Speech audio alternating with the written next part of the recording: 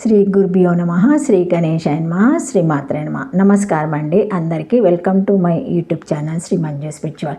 మనం శ్రీ లలిత సహస్రనామ స్తోత్ర నామాల ప్రతిపదార్థాలు తెలుసుకుంటున్నాం కదా శ్రీమాత్రే నమః. కానీ అంతకంటే ముందుగా మీరు కనుక మన ఛానల్ని మొదటిసారి చూసి ఉంటే తప్పకుండా ఒక లైక్ ఇవ్వండి, షేర్ చేయండి, నచ్చితే సబ్స్క్రైబ్ చేసుకోండి please.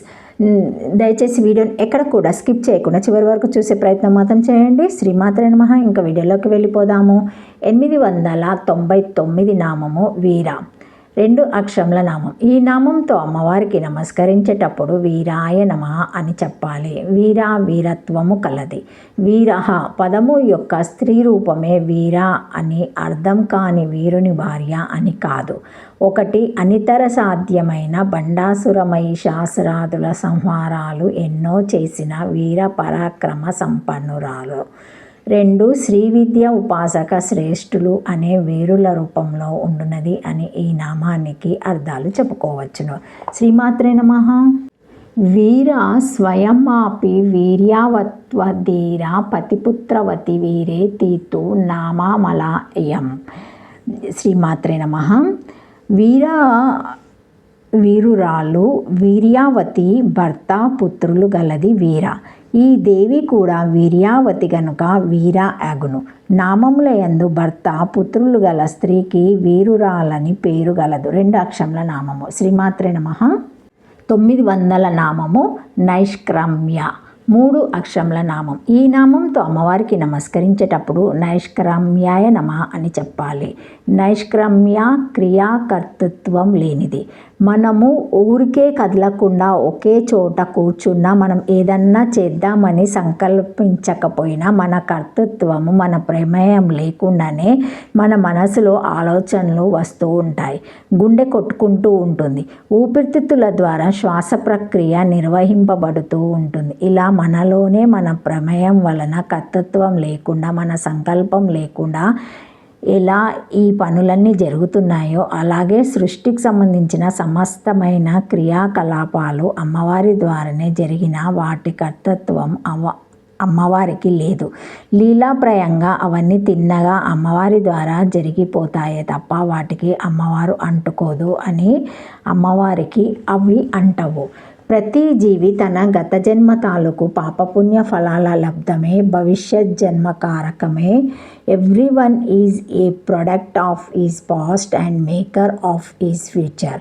It is true even in the case of cycle of births and deaths. కాబట్టి సృష్టిలో కర్మలన్నీ జన్మ పరంపర ద్వారా వచ్చే పాపపుణ్య ఫలితాలను బట్టి జరిగిపోతాయి. Karma is a chain action which follows a continuity and sequence.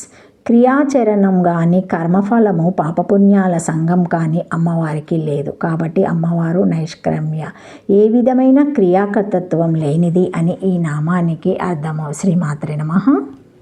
నైష్క్రమ్య నిర్ఘాతాని కర్మని యస్మాత్మస్య నిష్కర్మ తస్య భవో నైష్క్రమ్యం తద్వతి నైష్క్రమ్య హర్షాదత్వాన్మాతరహ్యో అచ్ ప్రత్యయ స్వార్థే వహ ఫల్యు కర్మ లోభ భవనాతిథ్యర్థ లిప్యతే నసా పాపానేతి తస్మత్తే నా పుణ్య పాపేమేమ ఇది శృతేజ యోగ సూత్రమాపి క్లేశ కర్మ విపాశకాయమ పరామృష్టి పురుష విశేష ఈశ్వర ఇది. నైష్కర్మ్య వేదోక్త కర్మలు కలిగి ఉండినని కర్మ సంబంధము లేకుండాట. వేదోక్త కర్మలు లేని స్థితి కలది. కర్మలతో లేపము తాకుడు లేనిది. నైష్కర్మ అనగా కర్మలు లేకపోవట అట్టి స్థితి కలది. నైష్కర్మ్య శబ్దము కంటే మాత్వార్థమున హర్ష అది గణములో చేర్చి అచ్ ప్రత్యయము చేసినచో నైష్కర్మ్యము గలది అను అర్థము వచ్చును.